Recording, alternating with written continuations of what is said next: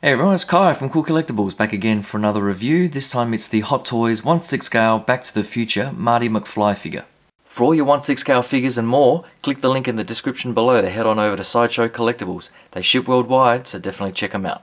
It's been a long wait for this figure to arrive, and I gotta say, it's definitely been worth the wait. As soon as the pre-order came up in July last year, I put up the poster in anticipation. And it's been a long wait, but wow, they've done an absolutely fantastic job. And for $230, I think is what it retails for. Those are the sort of accessories that I would expect to come with a figure of that price range. So definitely a standard that Hot Toys should definitely try and maintain, and Sideshow needs to sort of step up to the game and do that as well. So I'll just give you a quick look at the packaging. Nothing too fancy, but just the DeLorean going off into the distance there. And this is the Sideshow exclusive version with the additional guitar accessory, but it's just a shoebox style, so nothing too fancy, and just the artwork there on the slip cover with the credits of all the people involved in the design.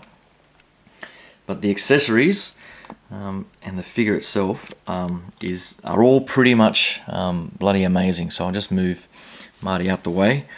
I guess the only major nitpick I've got is with this stand. I hate with a passion these waist grabbers, and I've got no idea why they included it with Marty. I guess the only possible reason is that when he's standing on the stand, if it was a crotch grabber, I guess he's a bit too short with his legs here for that to be catered for. But surely they could have come up with a design that has the stand sort of come out and down, perhaps, or something like that, as opposed to the waist grabber, because the waist itself really only sort of goes around the leg and not the waist or anything like that. And it just means that you sort of have it off center, and it just doesn't look very nice at all. So a bit of a shame they couldn't figure out a better way to do the stand. But the decal itself is just a classic iconic Back to the Future logo. It comes with this exclusive version, comes with this guitar.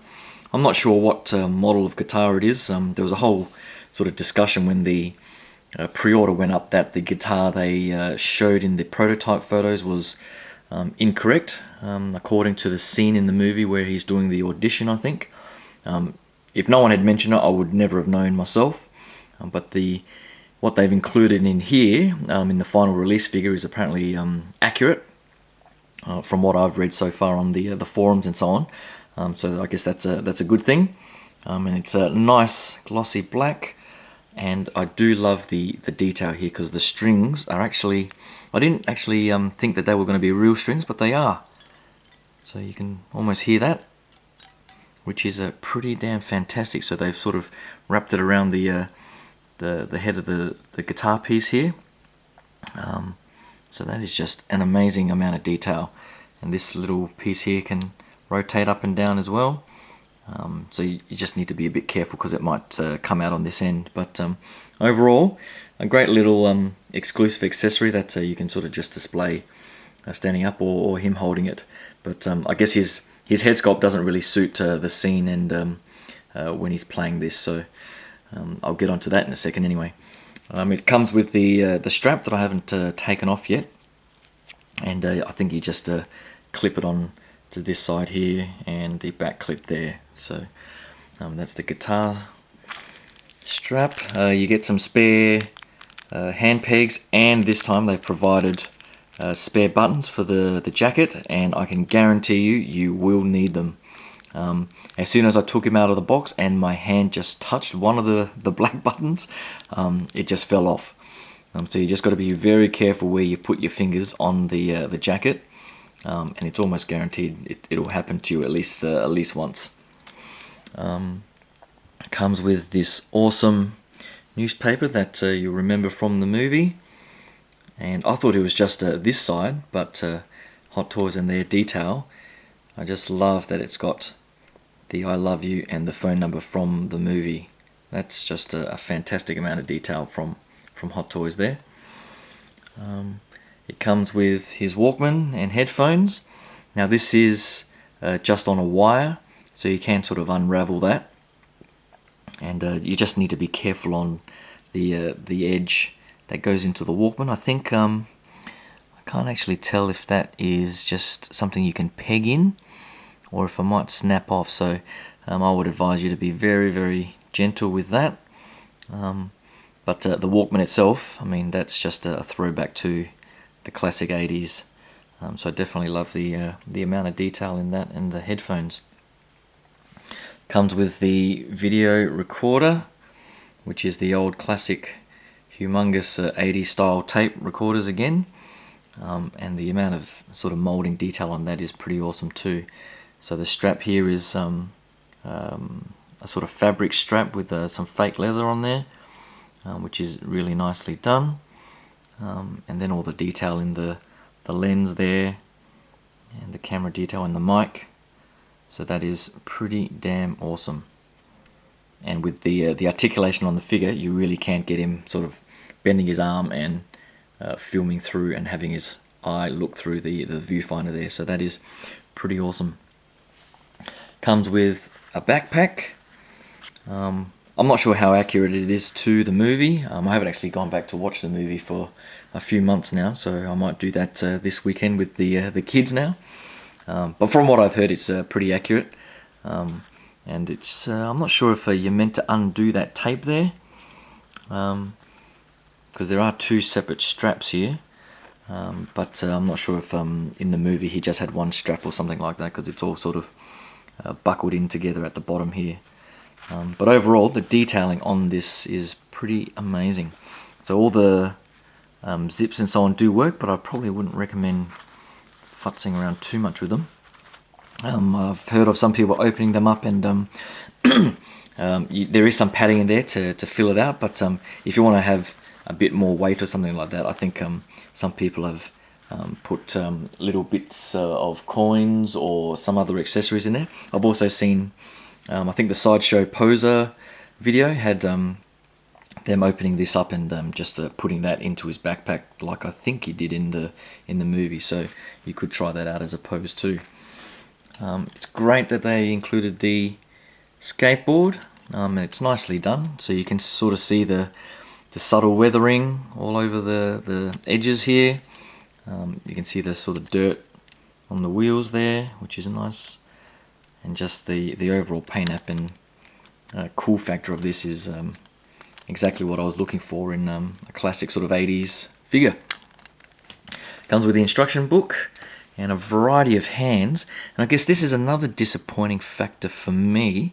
I'm used to Hot Toys having quite a lot of detail, and even their hands are normally painted really well, but I find these Marty hands to be painted really flat. So there's no sort of the usual skin texture that you sort of see on Hot Toys figures. The head sculpt itself is very nicely done, but the hands uniformly across the board are pretty flat in their paint app. So they do look a little bit plasticky, and sort of detracts from the realism a little bit. So I think Hot Toys dropped the ball a little bit, but just something to be aware of. But I'll get onto the figure right now. Alright, so here he is in the pose that I've chosen, and this is the pose he'll stay in until the DeLorean comes. And it took me a while to get to that pose, and I'll explain why. But I'll just give you a pan down, and overall it just looks absolutely fantastic. I've sort of seen comparison pictures from movie stills, and no matter whether or not he has the red jacket on or it's off and the inner denim jacket is off as well, he looks perfect, as much as a 1/6 scale figure can. I guess there are minor details that I guess they didn't go through with some of the licensing. So the shoes here don't have the red Nike swoosh, and I have seen some custom decals that people have been posting on the forums and so on, so you can get the swoosh and sort of stick them on. I might consider that, because they were sort of a highlight of his outfit. I guess one of the other licensing issues, I think, was on the camcorder. I think there's no sort of Panasonic or whatever the manufacturer is. So that was the other thing. But I guess with the shoes, that might be something I'd want to consider once I sort of get a better feel for the figure. But the jeans themselves, just going through the outfit, the weathering on the jeans is really, really nicely done. I'm not sure if you can pick out the sort of subtle white areas on the jeans here, and they just look so realistic. Because I was checking my own jeans out, and I can see these sort of white marks that reflect where the sort of jeans stretch and the dirt sort of gathers and so on. So around the knees and everything, it's just really nicely done. I guess there were also complaints about the length of his legs and the overall sort of body proportions, but comparing it against movie stills, comparing it against just the poster I've got up there, and so on, I think they've done a pretty much as accurate as they can in this sort of scale. And you know, people were, I think, talking about how the length of his shins here was too short. But just looking at movie stills, there was a photo of Marty just standing in the middle of the road, and it looks very, very accurate. So I've got no complaints at all on the overall accuracy of the figure. And I just love the stitching detail in the jeans. Everything is just nicely done. I do like that they've included socks. I do know some figures where they haven't included any socks at all, and you just sort of see the ankle peg, which wouldn't be very good on this particular figure. So the socks do sort of gather a little bit, so you might just want to futz it. So on this side, for example, I'll probably have to try and tuck them under the jeans a little bit, but overall not too big a problem. The jacket, the red jacket is the most delicate, and as you can see, probably earlier in the review you might have picked up that a little black button was there, and I can see it now. I just picked it up off the table, and there it is there. So that's the button that came off, and all of the buttons just have this tiniest amount of glue, and so if you sort of hold it and try and adjust it, any sort of friction will probably just take those right off the jacket. So they do give a few spares, but I'd recommend just putting a dab of sort of fabric glue or craft glue or something, and just sticking it back on there. I had to do the same for the white jacket on my DX04 Bruce Lee figure, and once you do add a bit of glue and stick it on there, it's pretty good. So, but the jacket itself, there is a wire going through it, so you can sort of pose it and bend it in various directions and so on, but just be careful about those buttons again on how you pose it. But I'll probably just have it sort of slightly splayed open like that, just like the poster, and it does look pretty damn good like that. I don't think it's too big. I think with this sort of look and this figure and the scale, it looks pretty damn good. I guess the only thing that sort of throws it off is the shoulder line. So as you can see, the shoulder line sort of raises up where the jacket is and then drops down to the arm. But you know, just looking at the poster, it's, you know, on humans, it's pretty much just straight across. But the shoulder joint's in there, and that's pretty much as best as they can do for a 1/6 scale figure. So can't really complain too much about that. So overall, the jacket is really, really nice. People were saying it's very similar to the Amazing Spider-Man, but I think there are slight differences to it. I don't have that particular figure myself, but I'm definitely happy with the jacket that they've got for Marty here. And the detail, the extra detail that they've got in the outfit is pretty amazing. They've got, so just the layering itself, you've got the jacket, this inner blue jacket, his white check shirt with the suspenders that you can see there, and underneath he's also got his red t-shirt underneath there as well. And the detail, I'll just move his arm out the way, and the detail on the inner jacket is pretty awesome too. So you get these 3 badges. So you get the guitar, I'm not sure what that circle is, something about the Revolution in Revolution. I'll have to go back to the movie for that one. And I'm not sure if that's just a guitar pick or something like that up the top there. But they are, these ones are a bit more sturdily put on, so they're not just glued on. They actually go through the fabric, which is a much better way of doing it. And unfortunately they couldn't do that with all of the buttons. But the t-shirt, or the shirt underneath, the check shirt, is a really nice sort of fabric material. There are fake buttons glued on that as well, so I think there's at least one there that you can see. But it's pretty much just snapped on with, let me just see if they've used, yeah, they've used their standard crappy plastic clasp, which I hate those because I've broken two of those, one on my DX08 Joker and one on my 1966 Batman, because those clasps just suck.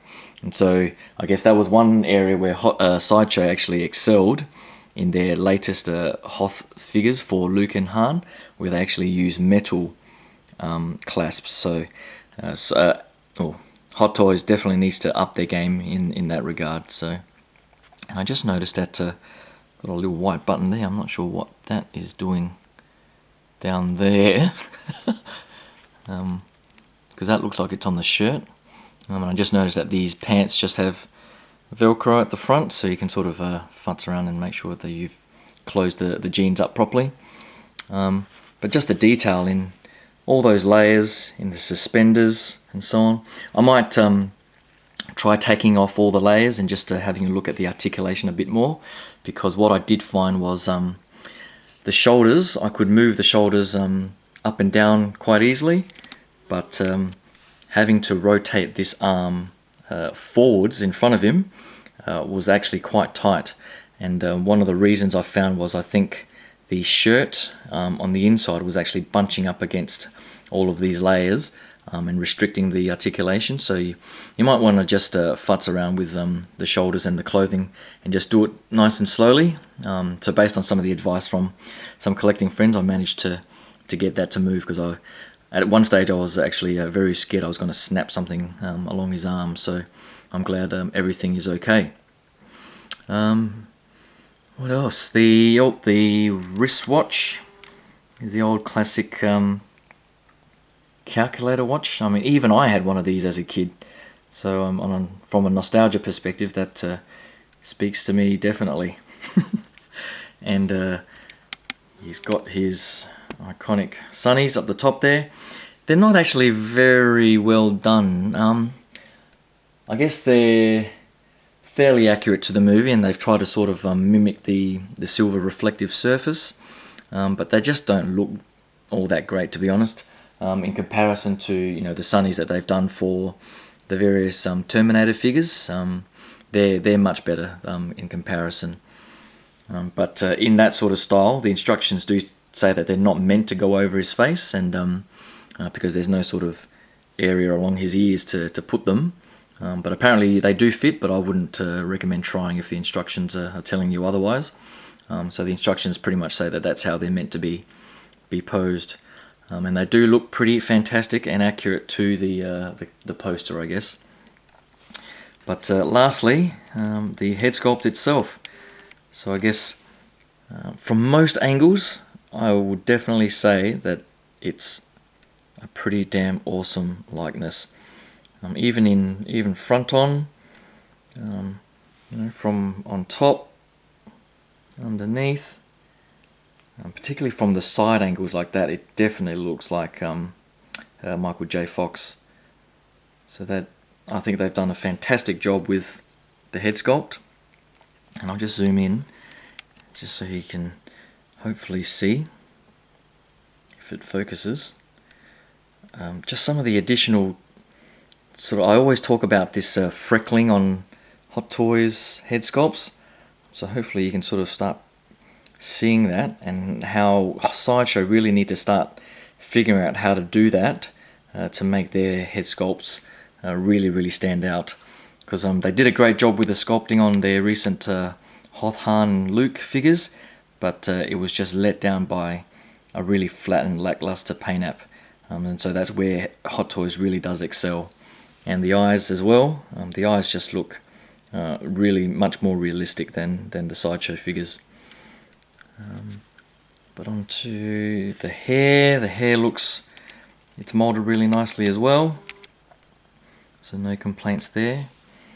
I guess the only other nitpick that I can have is the joints here, because the jacket sort of is a bit short, and as it should be, because that's movie accurate.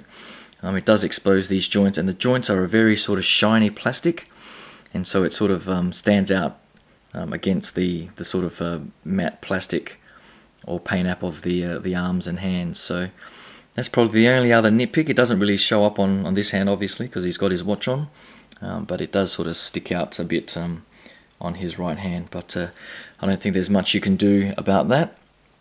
And for articulation, it's fantastic overall in that he's got double jointed elbows, and so he can do all of those sort of poses.